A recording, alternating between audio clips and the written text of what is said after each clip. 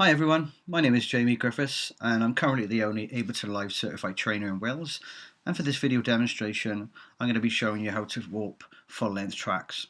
So to start with, just going to quickly show you some of the effects in each channel in this particular session view template.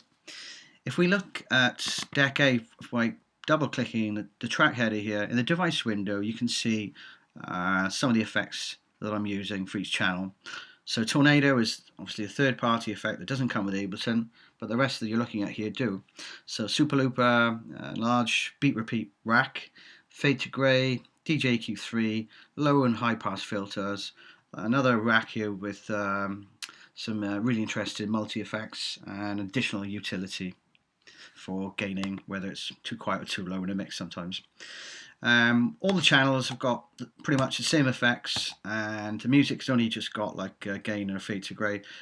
Sometimes I might use that for additional samples, effects or drum loops. If you're wondering what this is, well, the recording is literally for if I'm sending this out into a DJ mixer, but I want to bring the output back into Ableton to record all of my set. This channel is set up as well to allow me to do so. So first thing we want to do when we're bringing files into Ableton is open up the browser. The browser, I've got already things like categories and places, but we're looking for, at the moment, just for this particular demonstration, the folder with full tracks. And if I double click on it, it's got 4 tracks that have never been used before in Ableton. So I'm going to just drag Josh Butler into clip slot 1 in deck A, and Left Wing and Cody into deck B clip slot as well. This style is kind of, at the moment, it's like deep in tech house. So ideally what I want to be doing is set my BPM, my tempo, to a more of a realist tempo that I'm DJing out when I'm playing. So I'm going to set this to 124, and I'm also going to click on the metronome to use this as a measuring tool. You can hear that. It's slightly loud, so we'll turn that down a little bit. And we'll close the browser to free up some viewing space. So first thing I want to do is double click on the file and have a look at the start. And we can see, if I zoom in enough, there is a bit of a gap here. So ideally what I'm trying to do is put this marker and the start flag roughly about there. So if I double click,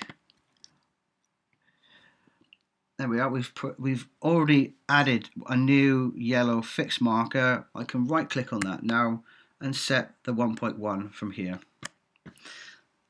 You can remove any markers that might not be being used anymore, so I'm going to back shift and delete that and drag my loop brace for the clip at the start.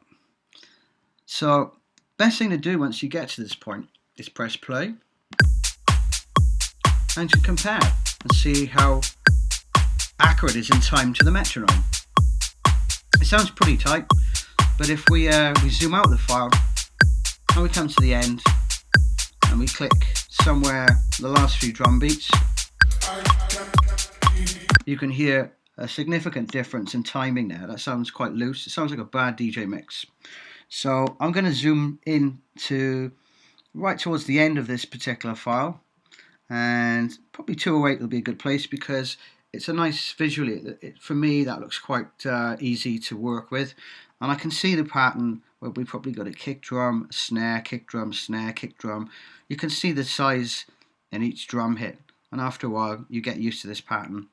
So what I want to do is zoom in, and by zooming enough, by using the hand speaker tool up here, I can already see that these are they are markers, but they're ghost markers because they're not active yet. We've not clicked them. So this, obviously, all of the file has them pretty much from start to end.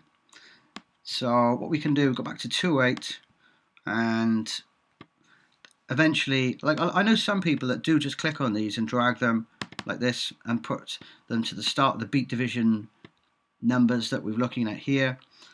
But from my experience, It's not always 100%, and we can actually see there's a gap from here to here.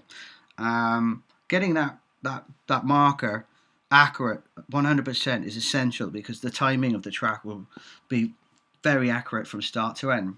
So I'm just going to undo that adjustment then, and I'm going to manually set my own yellow marker to start from about here, just like we did at the start of the track.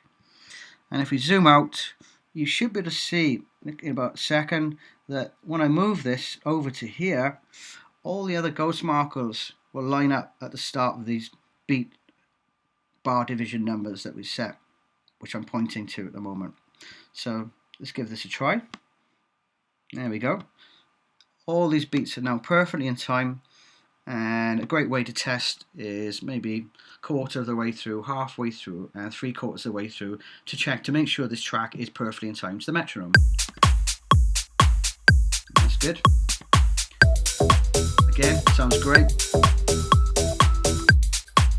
There we are. So I start my mix points, start and the end are perfectly in time, so I know that file is being warped very accurately. There's a couple of things you may want to do before you start warping another track. Firstly is choose the drop down menu here of algorithms. I tend to click on Complex Pro, mainly because it's quite reliable, the sound quality is great, and it takes away any weird drizzly wobbly sounds or any strange artifacts that might happen if you make a drastic tempo change up here. And finally we click the save button. That file is now perfectly warped and warped forever.